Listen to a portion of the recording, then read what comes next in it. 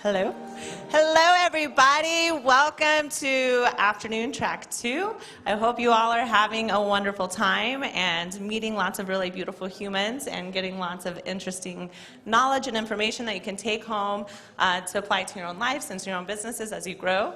My name is Michelle Kiefer. Lots of folks call me MK. I work at XWP, which is a web services agency. And I'm so grateful for the opportunity to MC at WordCamp Europe. It was something I was so excited to do in 2020, and this is very much a full circle moment for me. I'm very grateful to be here and to introduce our next speaker. So this guy's got a lot of life experience, from being a hard rock musician living in a van to going and developing a WordPress agency, to absorbing all of that knowledge and now creating Atrium, which is a platform for WordPress and web agencies. So I'll be brief, as the conversation today is about efficiency, and I'll get out of his way. Welcome, Vito.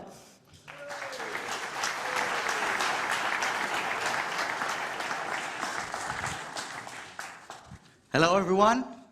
I'm really excited to be here, and mostly because when I first started my company 3 years ago, we launched it at WordCamp Europe back in Berlin. And one of the things that I kind of put to myself as a goal was to speak at WordCamp Europe specifically. And there hasn't been any since, so I kind of did well, I think. But it did take about 200 sessions and the presentations that I've done over the past few years just to get to a place that I got the title right, because that's all they knew, right? So as long as the title is right, the room is full, and I'm excited to see everyone here. And I would even like to ask you, because I don't have my camera on me, maybe you guys can take a picture and tag me in just Vito Peleg on Twitter or something, because I need to have just a reminder of this occasion. So please take pictures and share some of the knowledge and tag me, because I would love to see who was here in the room as well. So thanks again for joining, and today we're going to talk about why does a 3 to 5 day build becomes a 4 to 6 weeks project when a client is involved. And this is a bit of a strange reality that has become the norm in our industry, and we just take it for granted that this is how things should happen. But I want to challenge that during the upcoming session and try to think of how come that we're adding so much time to the delivery process, and what are the causes for this. So a little bit about myself, and Michelle mentioned I started as a musician. I used to play in a rock band, and that's what got me from Tel Aviv, where I'm from originally, to London. And we started touring all over the world, and it was a little boring in the van, so I started building websites for clients, just stealing Wi-Fi from McDonald's as we were passing by. And then from there, once I turned 30, and it wasn't really nice to live in a smelly van with 4 other guys anymore, we kind of put an end to that, and I settled in London and started building an agency.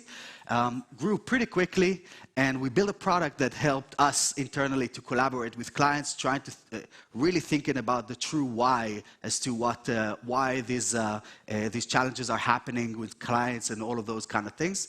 So we created that product, and now 3 years in, we're working with more than 6,000 agencies that are using this, with more than 150,000 of their customers to deliver projects on a day-to-day basis.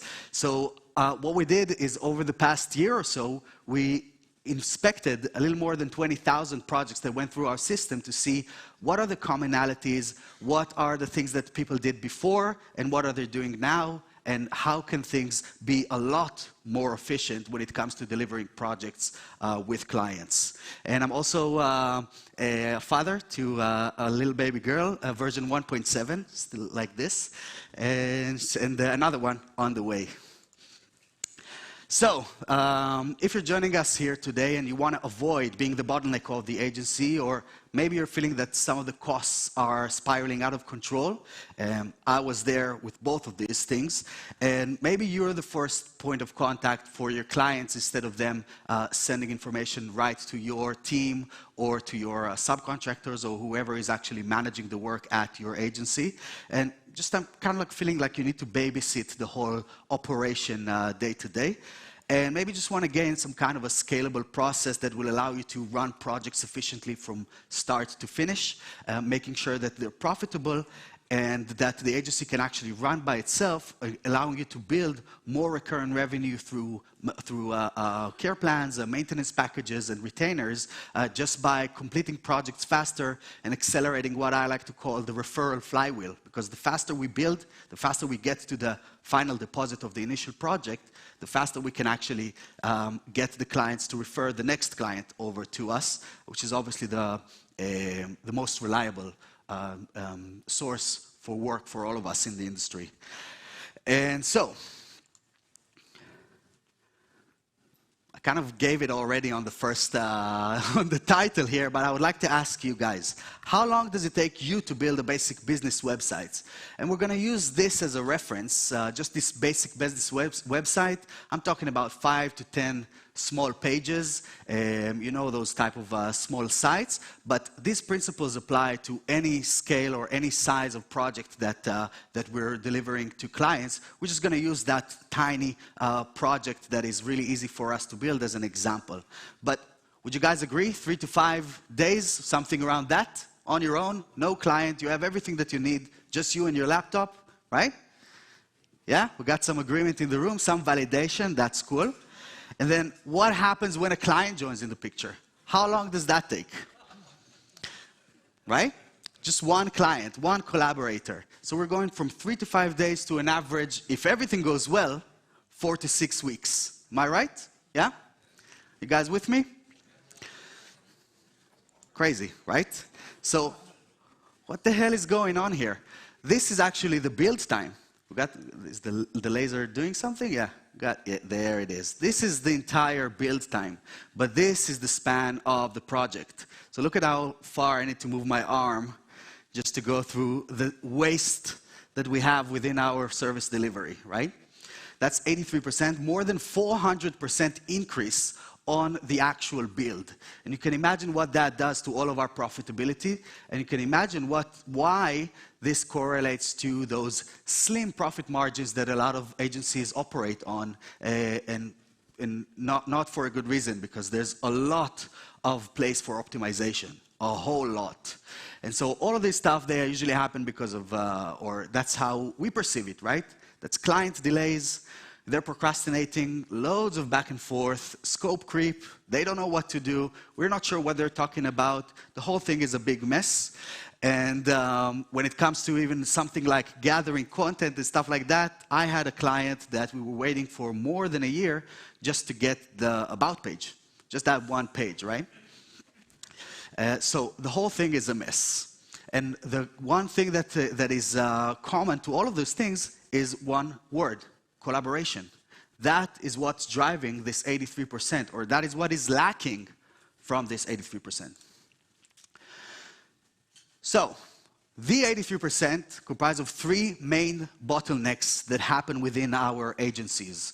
This is gathering content, which is the strongest one. Who here believes it's easy to gather content from clients? Right? No hands, right? I went the other way. Now, I didn't raise my hand so I can get everyone in, right? So we have, actually, the stat for this is that 87% of web agencies that we surveyed say that it's hard to gather content from clients, that this is their biggest challenge when delivering projects. The second one is approving design, so not necessarily just getting them to tell us that we need to make the logo bigger, but just making sure that they're actually providing us with the proper information that we need to tackle the work and to make sure that the feedback is not just there, but it's quality feedback that is actionable and that we can actually work with. And the final thing is providing support. So you guys are running agencies. How many got an email saying the button is not working? Right? It's like 700 buttons on this website. What are you talking about? You know? Where's the product, right? What? It's a shop, there's 1,000 products. So when we're providing, and that creates a whole bunch of back and forth, like extending communication loops. And what really happens is that sometimes we don't notice, but we ask, okay, which page are you talking about? A day passes, the button is still not there somewhere, right? And then they tell us, the button, you know? And so then others, but which one? Can you send me a URL? Can you send me a screenshot? What device are you on? Maybe this is your on mobile. Are you connected to the internet? You know, stuff like this. So these are the main three bottlenecks, and I kind of laid it out on what I like to call the perfect project framework. And this is after inspecting thousands of standard projects in our industry and trying to figure out what is the standard workflow or the most common workflow that people are using to deliver websites to clients. And so, as you can see, we're starting from getting the proposal signed, and then we got the deposit paid sometimes, and then after that we have the discovery. And sometimes people even do the deposit and the proposal after they do the discovery, which is a kind of a cool thing that happened over the past couple of years. After that, we have the architecture, the sitemap, actually what we're building from a bird's eye view.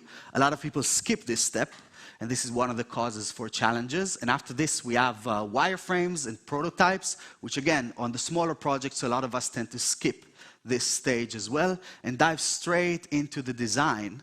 And just like, you know, we do the discovery, and the week after, we tell the client, here, right? What do you think? And so then we go into loops of revision rounds. Usually there's a total of 3 revision rounds, a few on the initial pages, and then throughout the entire website before we're launching, and then getting them into some kind of a support plan, a care plan, a way for us to build recurring revenue, a way for us to create sustainability within our own businesses. This is key to creating a sustainable business that you can actually scale without retainers, without knowing that you can pay salaries the next day or the next month. Everything is extremely, extremely stressful and just very volatile. And so, one thing that a lot of us miss from this workflow that I'm showing here is the next line here, the client touchpoints that happen on each one of these stages. And actually, what takes time is not this. A discovery session is what, like 1 to 4 hours. Building a sitemap, 30 minutes, 1 hour tops, right? We're still talking that example of that small website. Wireframes, same thing. If we're using some templates, if we have like the workflow already down, these things don't take time. What takes time is the client touchpoints, those feedback loops, the time that we need to get information from the client. And a lot of times we focus, or most times we would focus on those ones that are with the green border instead of the ones that are right below there. But I even did a bit of a trick because these ones are, you know, like, they have like non-accessible backgrounds, right? So that you kind of like don't notice them. But that's really how we look at our projects. We think about these ones and not think about these ones. And then you can also see that at the bottom, I laid out the 3 main bottlenecks. So we have gathering content. Usually starts straight after the proposal is signed. We're doing the discovering. We're telling the client, listen, I need to get the content. If I don't get the content, I'm not going to do anything. So please get me the content. And this stage lasts from here all the way to here, if we're lucky, right? And then we have the design approval that happens from approving the wireframe. So it starts here, the challenges start here, all the way to the launch. And then finally getting quality support requests. So these are the 3 bottlenecks that I showed before, laid out in a more visual way. So let's climb this mountain together. What we're trying to do is we want to get the project done. And it is a challenge for us. We know that running an agency is not an easy business. You know, there's businesses that are a lot easier in the world, but we like what we do, so we do it. But it is a challenge to climb up this mountain. Now, I'd like to kind of place you in a bit of a different mindset and get you to think about the other side, the client. How high of a mountain is it for them? Without the proper tools, without the proper knowledge, without the guidance as to how to climb this mountain, this seems like a crazy achievement to get to that end goal for them. And that's really why they're hiring us. But usually what they hear from us is just this, right? Get me the content, we got started, go, go, go, go, go. Where's the content? Where's the content? Where's the about page? Send me the about page. Can you please send me the about page? I've been talking to you for a week. I just need the about page. Where's the about page, right? And so, and again, I was there myself. I was the one sending out these emails and wasting time out of my day making or trying to get that freaking homepage, about us page. But really what we want to do is we want to understand that we're not building websites. We're providing website building services. And so when you're providing services, and as with every service around the world, we are expected to take the client along for the ride with us. We're expected to provide them with the right tool, with the right know-how, with the right steps to actually climb this mountain, right? They need us. And they don't just need us to build a website. They need to understand what is going on because eventually it's their business. And the more we're going to actually get them involved instead of pushing them out, the more they're going to see the value of what we're trying to provide to them. And so out of those three main bottlenecks, and because we don't have much time, I'm going to try and focus on the biggest one. And we're going to tackle these 5 points that we have here on the screen for gathering content. And these are the 5 reasons that I managed to identify within our space that are causing the most delays. And so we're going to tackle them one by one, but just to give you a bit of a quick snapshot of what we're going to be going through here. So the first one. We're framing the task as a 2 to 4 weeks task or project. So it's not a 2 to 4 weeks thing is no longer a task, it's a proper project, but they never did it before. And even if they did it before, they did it 3 years ago, the last time that they redesigned their website, and now it's time to redo the whole thing. They don't remember, they have their own businesses to run, they have their own expertise to learn about, and then we're just sending them off for a 2 to 4 weeks task. And really what we're signaling to them is that it takes 2 to 4 weeks. Now, if we're looking at and again, we're giving that example of that basic website as a reference. If we're looking at a basic website that just illustrates the basic information that a business needs to convey to their audience, what we're seeing there is just a conversation at a dinner party. That's all that it is, you know? Oh, what are you doing? Oh, yeah, so I'm going to tell you my USP. Cool, can you tell me a little bit about this? Yes, sure, I'm going to give you the tagline. Cool, I'd like to work with you. Sure, here's the call to action, right? So wait, what's differentiating you from the others? So here are my 3 icons, right, that you have below that are telling you the differences. So a homepage is just a conversation at a dinner party, and it's just laid out like that. So how did you get into it? Let me tell you a little bit about me, right? So the whole thing is just a conversation that is laid out. And if we're thinking of a dinner party, that doesn't last 2 to 4 weeks. That is just like a 10-minute, 15-minute discussion that we're having, that at the end of it, a business owner that if they couldn't talk about their product, couldn't talk about the service or their business, they wouldn't be in business for long, right? They should be able to just convey this in words in a very short amount of time. Any person here in this room, if I would ask you what you're doing, you'll be able to tell me what you're doing. And then when it comes to them providing the content, things get stuck.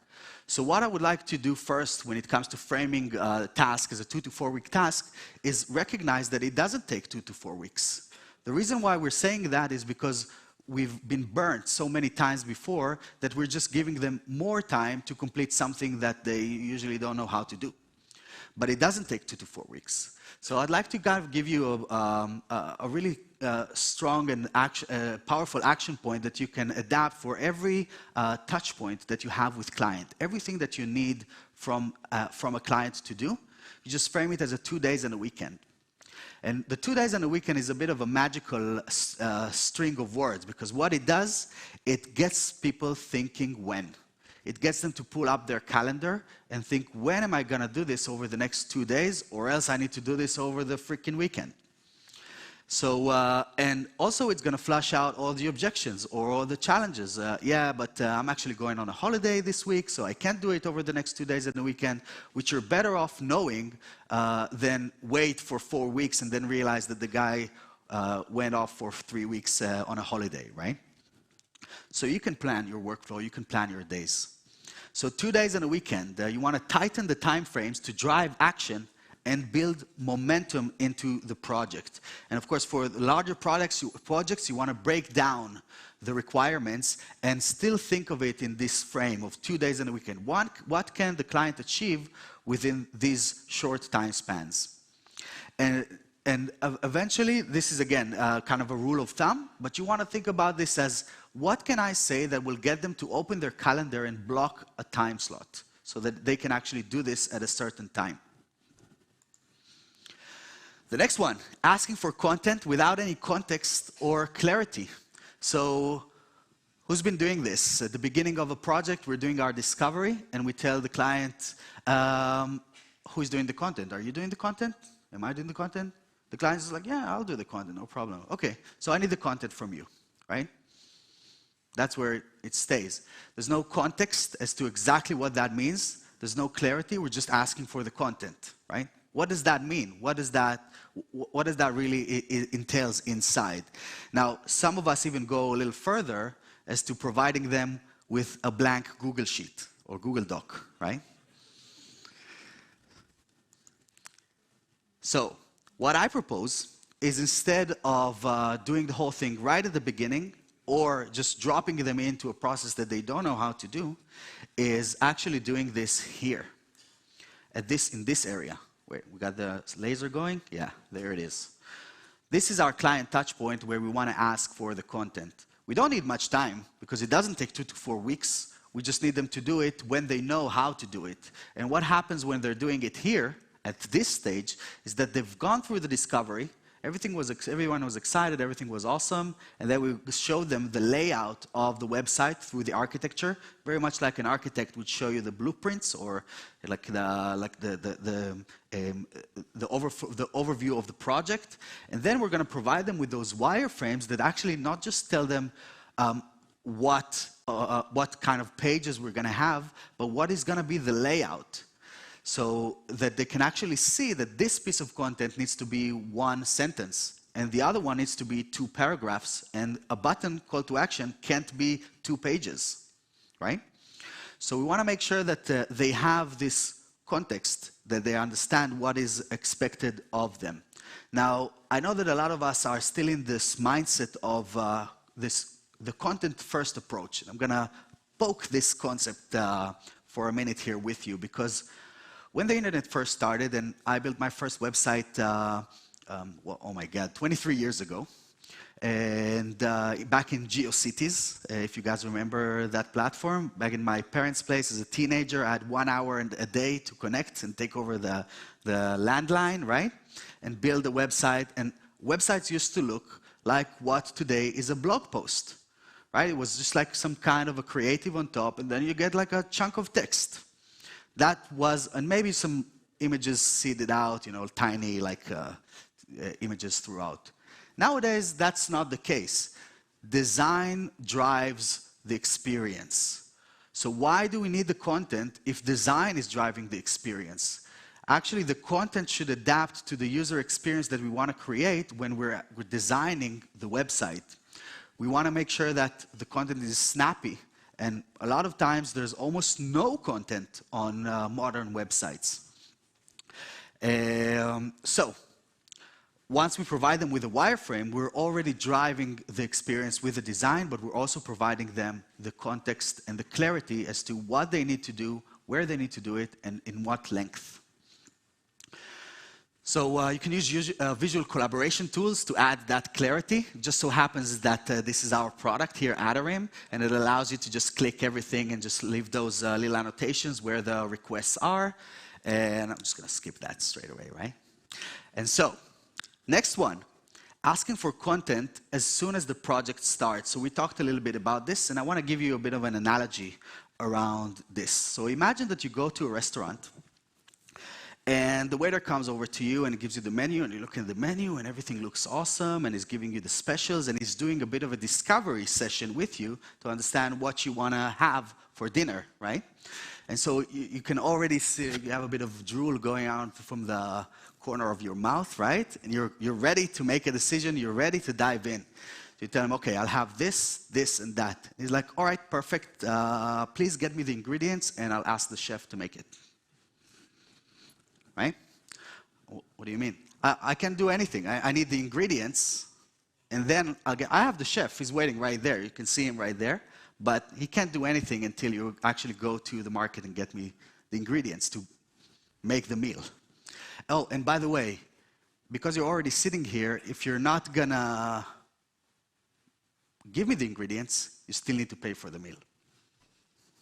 Right? So I've done this myself for years. That was the workflow. That's the standard workflow in our industry. We make the client pay for the meal even if they never provided the ingredients that they expected us to have in the first place. So instead, you want to deliver something before you ask for anything. So I like to think about a relationship as a bit of like a bank, right? You got to make some deposits before you can make some withdrawals. So I want to make sure that I'm going to provide value to the client. I'm going to deliver something over to them, and then I can ask for stuff in return, like in the form of money or in the form of work. So, for example, you can create small deliverables that will provide clarity and structure to the project, exactly like we talked about with the sitemap and the wireframes that a lot of us are skipping because they have no value to us. And why do we think that they have no value to us? Because we already know how a website is going to look like from the first 10 minutes that we have a conversation with a potential client. We've been trained over time, after tens and hundreds of projects, to postulate, to have a picture, a mental image of how the website should be laid out and what are the, oh yeah, I'm going to install this plugin and I'm going to have this hero image on the top, and yeah, I think it would be cool to have like a video over there, yeah, okay, all right, I got it, right? They don't have it. So what we want to do with those sitemap and this wireframe is we want to create these stages to give them the clarity, to help carry them up the mountain along with us. And as a by the way, we're making small deposits into our relationship bank so that we can ask for that content when the time comes. And even more so, if we're going to do this fast, extremely fast, because how long does it take to create a sitemap? We're talking about 10, 15 minutes, right? This can happen an hour after the discovery session. It doesn't need to take a week. So if we're building that momentum straight away into the project, we're signaling to the client that, oh my God, this guy is on it. So I should be on it as well. Let me clear out the next week, and I'm going to work with them and get everything sorted straight away. Because we built that momentum. We created drive inside the project. So deliverables like the sitemap, the wireframes are fast and easy to do, and they illustrate your willingness to move the project forward before you ask for any content, for any work from the client. Right? And it brings us back to this point. This is, from all of the research, this is the ideal place to ask for the content, even though most of us do it right here. So, fourth point, expecting the client to know how to do it. Why? Why would they know how to do it? You know, if I'm a doctor and I have a patient coming over to me, I don't expect them to know what's going on, you know. If I'm a coach, I don't expect my team members to know what to do. I need to coach them, right? If I'm a plumber, I don't expect them to know what is this little thing that is under the thing, right? I'm not a plumber, as you can see, right? So why would you expect them to know how to do anything? A lot of times we would shift the blame, and again, this is something that was a regular occurrence in my own agency. We would do that without even noticing, because we were so into the work of doing things. We'd expect, oh, yeah, why can't they just provide me with the About Us page, right? It never even occurred to me that they have no idea how to do it, and they're just trying to cover up the fact that they don't know. So instead, you want to create that natural learning curve. This is by taking the client along for the ride. You want to create minimal, actionable requests that don't require much work on their end before they understand the process. And you know, if we're going back to that doctor's example, if I broke my foot or something, and I used to skateboard, so I used to break my foot kind of regularly. You know, after the third time, I already kind of like knew which bone it was, because there's like a few dozen bones in the foot, right? But the doctor would put the X-ray thing on the light thing, right? And they would show me, it's right here. You see what's going on there? They would kind of allow me to experience what I'm already experiencing in a way that will get me to understand what I need to do later on. So that is the natural learning curve that we want to create or build into our project. And again, we're doing this by layering things up from the top down. The discovery, and I think I have the next slide here. Let me go back to this one for a sec. If we're going looking at this, discovery is the broadest discussion that you would have. Everything is awesome. We can do anything, right? During the discovery stage, the sky is the limit.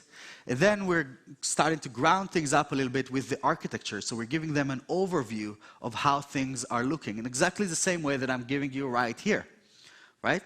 This kind of gives you the overview of what is expected when you're delivering a website project, but also when we're doing the sitemap is what is expected from that project. And then we're going to dive even deeper with showing them individual pages through those wireframes, through those prototypes, so that by the time that we actually need their help, which is only starts here.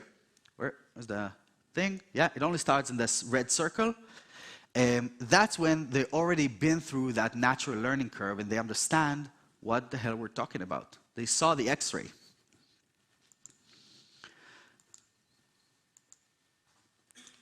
Right, the final one, and my favorite one.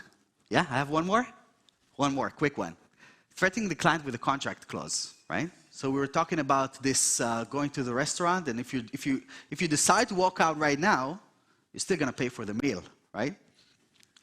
This is extremely crazy in my mind when you think about this from any service delivery point of view. So imagine that you go to your mechanic and the car is broken down and they tell you that you need this Z47 spark plug from 1999 and you need to deliver that or else they can't do the work. But if your car is already on the thing, right? It's already up there. So if you're not going to give me the spark plug, I can't fix the car, but you still need to pay for it because I brought it up, right? So contract clauses, they're important to have for when things go sideways, but they're not something that we can rely on. And I'm seeing this time and time again that people say, oh, they're not delivering you the content? No problem, we have a contract clause.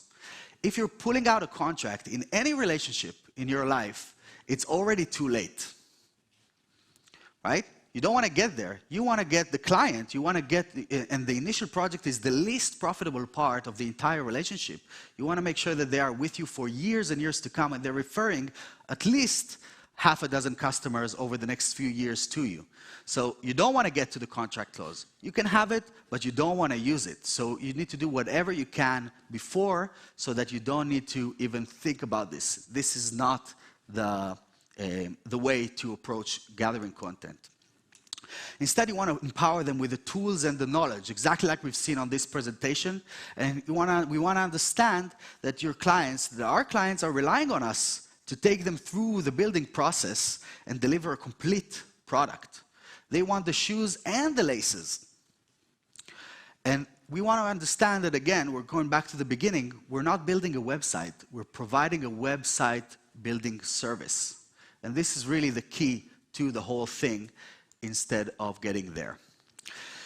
I hope this was interesting, and thank you for joining me today. Thank you very much. We have a microphone down here. We do have a few minutes left for any questions, so if you would like to ask a question, you can line up around here, and we'll see if we can keep the conversation going for a few minutes. Hurry, hurry, though, because he went too long. I did? Okay. Hi, my name is Marcin. Hi. I've got a question. Great talk, by the way. Thank you. Thank you very much. How to convince clients to have two-way relationship when sometimes the clients just don't want it. They want to have a website. But Yeah. they don't want to do work. They don't want to think about content, we don't know anything. Sure. How to convince them or what to show in terms of the value that they're going to see. Because what we produce is, at the beginning, it's not tangible. It's Yes. not visible. They can't touch it. They can't see it. They can see something. But as you said yourself, we have a vision in our head what we might produce. They don't know it. Yes. They have no clue. True. Whatsoever. They didn't produce anything. They didn't do anything whatsoever in terms of marketing or the content for the last 3 or 4 years. Right. How to convince? Okay. Thank you. So we want to make sure that we have those deliverables, because through that we're building that trust. We're building this this relationship. By again, we want to make those deposits so that we can make those withdrawals. So when you're talking about getting the client to do something, that's a withdrawal, right?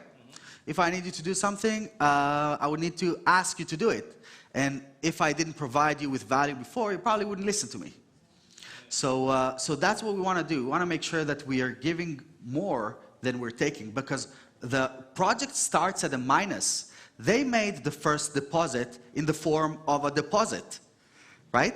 So they gave us 30 to 50% of the project value already straight away. We're at minus. We need to build it up, and then we can do those things. So basically, it's about giving something first. Yes. In order to receive. Small things, like the sitemap, like having a conversation, like showing them, like, or just having that discussion of what I had an idea about this cool feature, what do you think, you know? Just getting them a little more involved. You don't have to do everything that they say. You shouldn't, right? But you want to get them involved into the process so that they feel that they are part of it. You want to show them the X-ray, okay? Thank you. Sure. All right, next question. Hi, yeah, thank you so much for the insight into your workflow. What I was wondering is you seem to do quite a lot of consulting there, also strategy, especially in terms of content, in terms of the user flow, etc. So I'm wondering, what do you exactly sell your clients? Are you selling them development? Are you selling them websites? Are you selling them the strategy? Right. Because from my experience, when I try to sell them strategies, when I try to sell them even contents or user flows, they will always convince me that they would have the experience, which in the end turns out they don't. Right. But you know, they would always think they have the experience and the knowledge to do all of this on their own, and then they get stuck in the end. But I can charge for the work I will have to do with them in the end anyway. Right. So it's like the extent of the experience is, my cousin built me a website 3 years ago, right? So that's kind of the understanding that we need to come from, because they're going into a restaurant, right? They're not just looking for a busboy or a waiter or a chef. They want the experience, you know, they want the full experience of eating at a restaurant, coming out full. So either you can, and you don't have to do all the work yourself. You can either outsource or hire people under you if that's the right stage. But you want to make sure that you have the different functions to tackle those different challenges. And there aren't many. You want to make sure that you have a copywriter in place that is not necessarily yours, but someone that you think can deliver good work. We even had 3 different copywriters at different price levels, right? Like a Fiverr guy and a strategies guy, right? And so based on the client budget, we would match them with the right person, and we would take commission on that as well. We don't have to do the work. We can still make a profit off of it. So you want to make sure that you're able to provide them with a full meal. And if they're struggling with any stage of the process, then I would go back to making sure that they understand the value that you're providing, because if they resist, it means that you're not the alpha of that relationship. And we have to maintain that position as the alpha, as the authority over the project. If we don't, then the whole thing really crumbles. Yeah, thank you. Sure. All right, one more. Hello. Hi. My name is Dima. Nice presentation. I think Thank you deserve to be on the main stage. Thank you. My question is... my question is, I think this strategy is really good work with the new clients, but you know, we have a lot of old clients and we are struggling with providing the content. Yes. What is the best way to force them to try new strategy? Right. Don't force them. But what I mean by this is that existing clients usually experienced our growth pains, right? Because we don't know everything. We're learning as we go along, you know. Like none of us just know everything from day one, and I definitely don't know everything. And the ones that are like legacy clients, they came along for the ride when there were no systems a lot of times, when we were trying to figure out hiring at some point, we were trying to figure out how to do this side of the business or that. So they experienced like something that is just not ripe enough, right? And that's why they form these wrong habits a lot of times that we kind of think like, why don't they listen to me now? Now I know what I need to do, but they're still not listening, right? So I like to think of it as because I'm a new dad. It really very much reminds me of that relationship with kids, right? So before we had our daughter, my wife and I used to watch this show, Super Nanny. Have you heard of it? Right? Where there's like these crazy kids running amok, you know, just throwing feces on the walls, right? And then the lady comes in and she doesn't train the kids, she trains the parents to give the kids the structure that they need and enforce it. Over time, you form a new habit. So what a lot of times those parents don't do is that they go back to their old ways and they just don't stick to it. And they're not putting their foot down and saying like, no, this is how we do things now. You're going to bed at 7 p.m., right? Or no, you're going to eat your food, and that's how it goes. That's how we're doing things now. So you have to assert your dominance a little bit and just be persistent, and believe in your own ability to figure things out. Because you know, you can recognize that you don't know everything, but believe that you will be able to know what is right when the time is right. And so that this way you can lead the client with confidence instead of letting them lead you and throw feces on the walls, right? Thank you. Thank you, Vito. Before you go, we have a gift for you from the organizers at WordCamp. Oh, thank you. And maybe wow. so we have a cork passport cover. Nice. And a new toy for 1.7 for Liv. little. Yes. Yeah, there you go. Thank you so much for coming and sharing your knowledge with us today. Thank you, everyone. You did a great job. We've got a panel coming up next. We're going to have a stage full of experts, so be sure to come back for it. In the meantime, go grab some coffee, stretch your legs, and we'll see you in a bit. Thanks.